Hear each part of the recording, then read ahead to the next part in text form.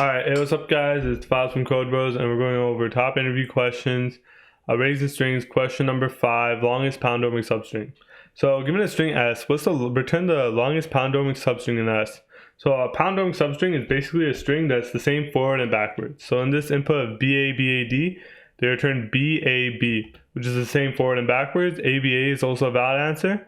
And we're returning a string in this answer, not the length of the string. So over here, CBBD, BB, A, same forward as backwards, A, AC, you can return A or C. So let's look further into this question about what's a palindromic substring and how to form palindromes in general. CBA. So this is a palindromic substring because it's the same forward and backwards.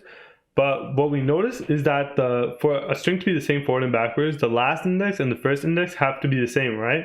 And you just work your way in until you get to a middle character.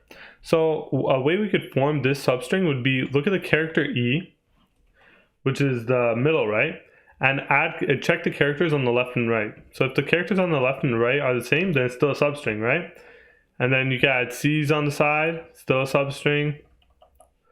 You can add B's on the side, still a substring. And then you can add A's on the side, which is still a substring. And that's how we could form a palindrome. So what we want to do is make a formula that could start at a character and open up and find the longest substring. So it'd go to every character and open up. So this is called the opening window problem. You go through all the characters and you open up and you keep on opening until you see some value that is different, and that's when you know that it's no longer a palindromic substring. So 1 character is a palindromic substring, 3 characters are, 5 characters like this, these 7 characters, and then these 9 characters. Okay, but we gotta think about edge cases too. So what we notice about palindromic substrings is that in this example, BB was also a palindromic substring. And in BB, you can't really start from the middle because there is no middle. There's 2 characters, right? So what if we had, instead of A, B, C, D, E, we had like 2 E's or 3 E's or 5 E's. Actually, let's just do 2 E's. We can't really open up from a middle character. So we would have to make a case to handle that. An easy case that we can do is we start a character, and while the right value is the same, we just keep on opening the right window. And it's like an opening window, right? We open the right window.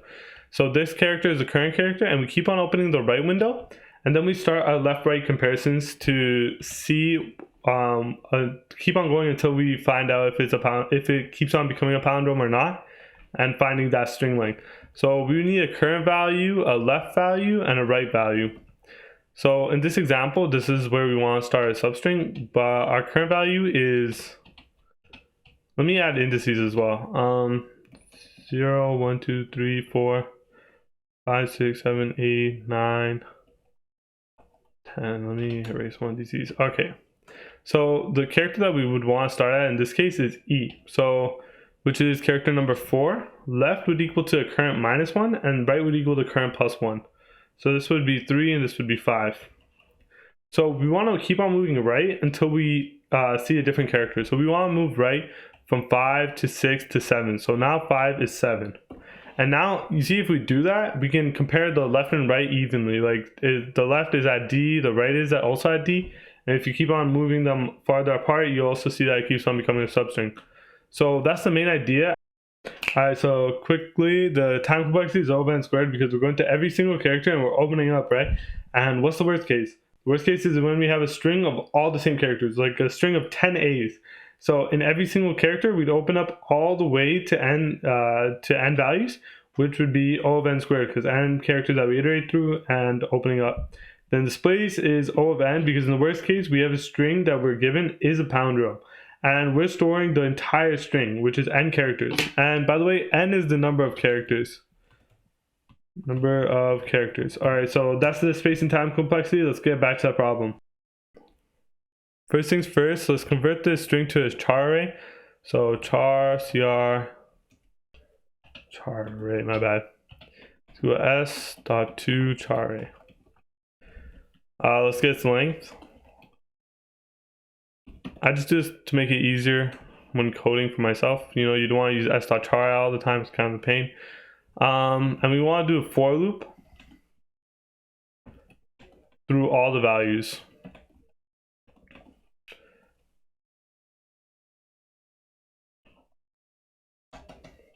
And in this for loop, we have our current value, and we want to have a left and right value as well. So into left and right, and we'll define them in here. So left is equal to cur -1, right is equal to cur +1, and while we want to move the right pointer until we see something different. So that would be handle the case of multiple characters that are the same in the middle. So while right is less than length and the character at right is up equal to a character at, let's say, character at cur, we want to increment the right value. Okay, so now we're in the case over here where we covered all of these, and now we can just compare the left and right until we see something that breaks it. So while left is greater than or equal to 0, because we're opening left this way, it'll eventually reach 0 if the whole string is a palindrome, and right is less than length. So if left is not equal to character at right, we want to break out of this loop. That means we found something that differs. Otherwise, we would just want to decrement left because we're moving it backwards, and increment right. All right, that's great. And at the end of every for loop, once we open up and find the longest palindrome with that character in the middle, we want to update the return string. So let's make a string variable. Call it palin_s actually, because it's palindrome. Initially it's empty. So if right minus, we want to increment left as well, because we in the end of the loop we move it back. So we want to increment left one more to go up. So left ++. And we're not gonna decrement right because substring is exclusive, so it includes the character at left all the way to the character at right -1. And the length of that string would be, okay, so let's imagine it was this. Right would be at, if we went through the whole thing, right at character 3 as a start, right would go all the way to past A, so it'd go to 11, index 11, that's index 10 by the way. And this would go to index -1, but we update it to 0. And the length of this string is right minus left. So you can just do if right minus left is greater than palin s.length, then we should update the palindrome string that we're going to return. You just do left and right. So left includes an index, which is, in our case is 0. We want to include 0. And it goes to right -1. So the index 11 -1, which is A. And that's just how substring works in Java. Okay, that's great. Last thing we want to do is return the string. Okay, and we should be good. Let's see how this goes.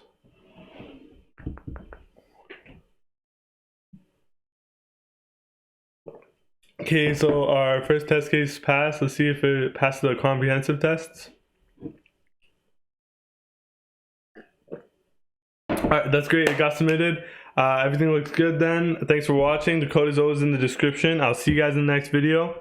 If you have any questions, leave in the comments, or suggestions, also leave in the comments. Alright, thanks for watching.